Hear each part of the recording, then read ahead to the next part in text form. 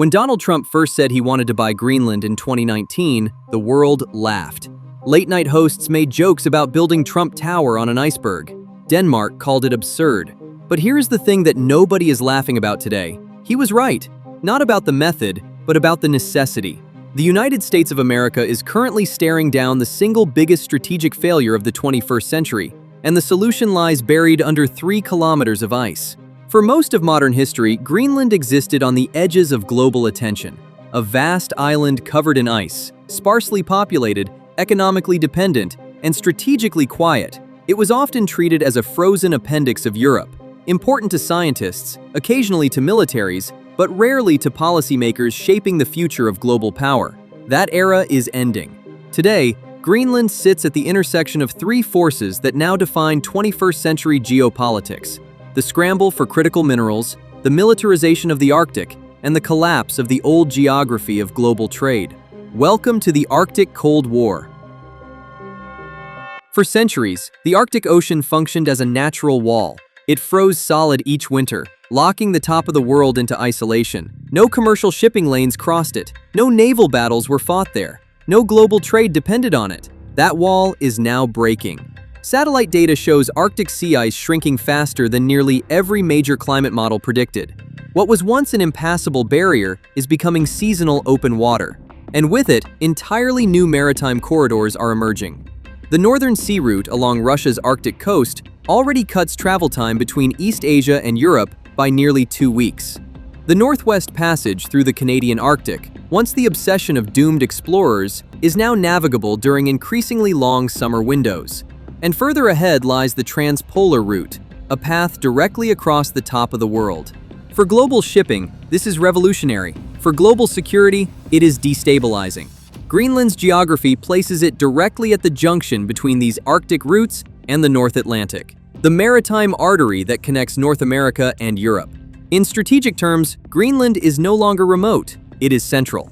On the surface, Greenland might seem inhospitable. Over 80% of its land is covered by a massive ice sheet that has persisted for thousands of years. But geological surveys show that ice does not mean emptiness. In fact, Greenland is home to some of the most significant critical mineral deposits on Earth, including rare earth elements, and other strategic resources essential to modern technology. Rare earth elements, a group of 17 chemical elements including neodymium, dysprosium, and terbium, are elemental to modern electronics, renewable energy technologies, and military hardware. These minerals are used in electric vehicle motors, wind turbine generators, advanced electronics, and guidance systems in military equipment. Without them, the advanced technologies that define contemporary civilization would grind to a halt. China currently dominates the global rare earth supply chain, accounting for roughly 90% of rare earth processing and a majority of production. A strategic chokehold that has become glaringly vulnerable in recent years as geopolitical tensions have risen. Greenland sits atop one of the few untapped reserves outside China that could materially challenge this monopoly. The United States Geological Survey estimates that Greenland holds roughly 1.5 million tons of rare earth elements, placing it among the top global repositories for these critical materials. Within Greenland, deposits like Kvanefjeld and the Tanbreez region are geological anomalies, massive concentrations of rare earth oxides locked together with associated elements like uranium and zinc. Despite technical hurdles, low concentrations, complex geology, and harsh Arctic conditions, the very presence of this potential wealth has not gone unnoticed. At a time when Western nations are scrambling to reduce reliance on Chinese supplies, Greenland represents possibility, a strategic fallback in a world increasingly aware that supply chains are as critical to national security as ballistic missiles and aircraft carriers. However, mining in Greenland has yet to begin in earnest, largely due to environmental concerns, limited infrastructure, and political resistance from local communities. Still, the potential remains, not as a quick economic bonanza, but as a long-term strategic asset in a world where access to critical materials may determine economic and military dominance.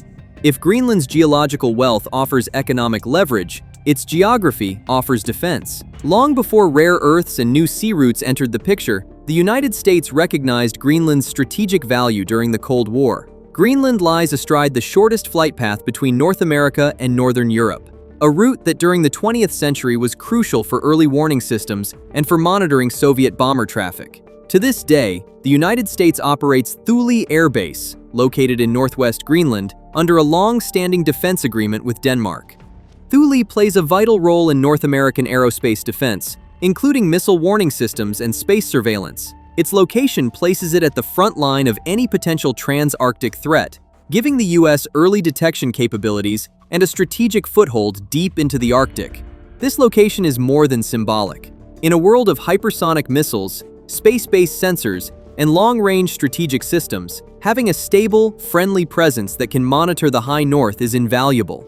For Washington, Greenland isn't just a landmass, it's a defensive shield over the northern approaches to the United States and NATO allies. It is for this reason that recent negotiations, including a 2026 framework granting the U.S. enhanced access to Greenland's facilities, have taken on such significance. While Denmark has reiterated that Greenland is not for sale, an agreement reached at the World Economic Forum in Davos provides the U.S. with expanded operational access and restrictions on Russian and Chinese economic activities in the region, reflecting the urgency with which Washington now approaches Arctic security. This underscores a stark truth that has quietly emerged. Greenland's strategic worth is not in its ice, its icebergs, or its remoteness, but in its position at the gateway of Arctic defense and commerce, and its ability to serve as a bulwark against rival powers. By now, it should be clear why Greenland has suddenly leapt to the forefront of strategic discussions. Rare earth resources, emerging Arctic trade routes, and high North military significance create a unique geopolitical trifecta. But if all these forces align, why hasn't the United States simply taken Greenland already? And how seriously should we take the idea of America purchasing this island? Let's be precise. The idea of buying Greenland is not a new obsession limited to tabloid headlines.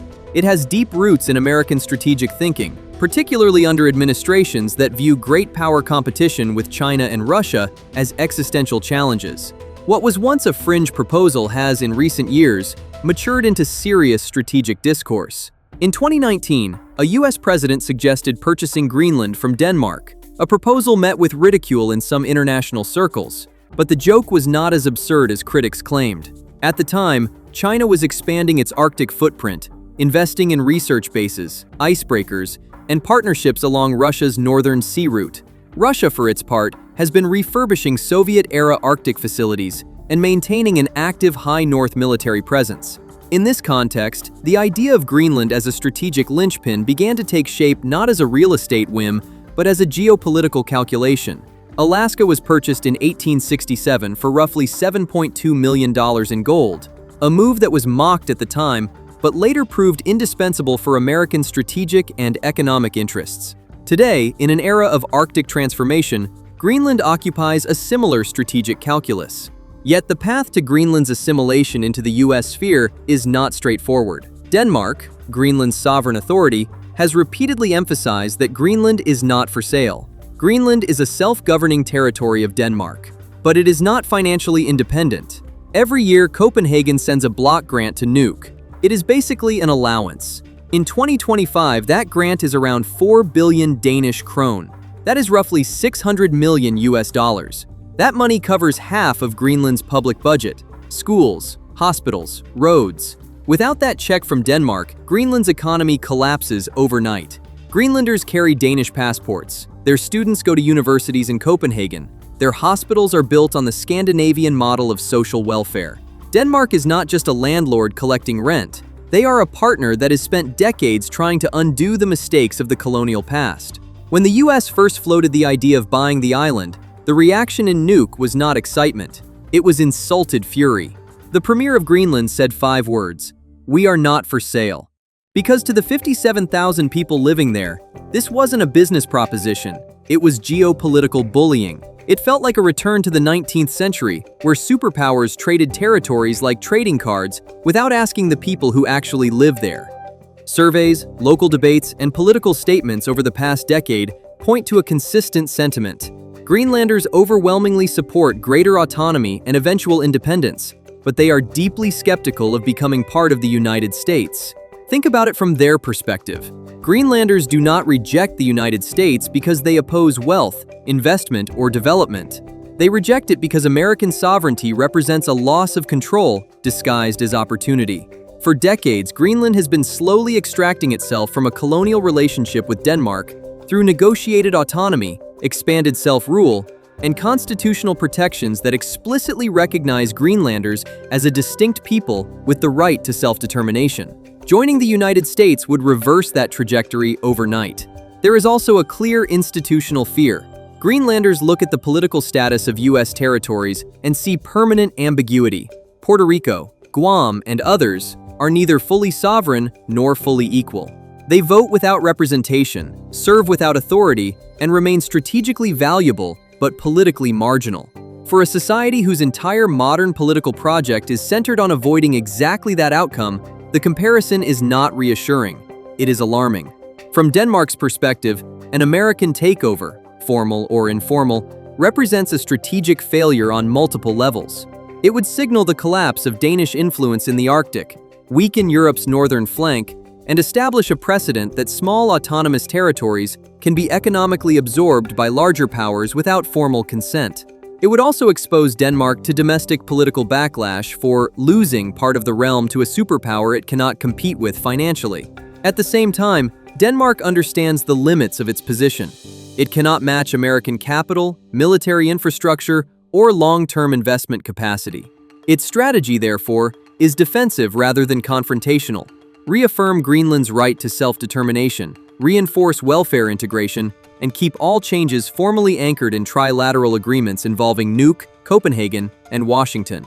In short, Denmark is trying to slow the clock. It knows it cannot stop American interest, but it hopes to manage it, keeping Greenland European-aligned long enough for independence to remain a genuine option rather than an illusion swallowed by economic dependency. The Greenland issue is no longer theoretical. It is a visible power struggle. The United States is openly signaling strategic interest. Denmark is trying to hold the line on sovereignty, and Greenland itself fears becoming a decision made by others rather than a decision maker. This is why tensions inside NATO are rising. For the first time, security arguments are being used to pressure an ally over territory in such a direct way. As Arctic ice melts, diplomatic language hardens, because this is no longer about symbolism or prestige, but about resources, military reach, and long-term survival. How this confrontation will be resolved remains unclear, but one reality is undeniable. Greenland is now a front line in global competition, whether it wants to be or not. Don't forget to subscribe to the channel so you don't miss new videos. See you in the next video.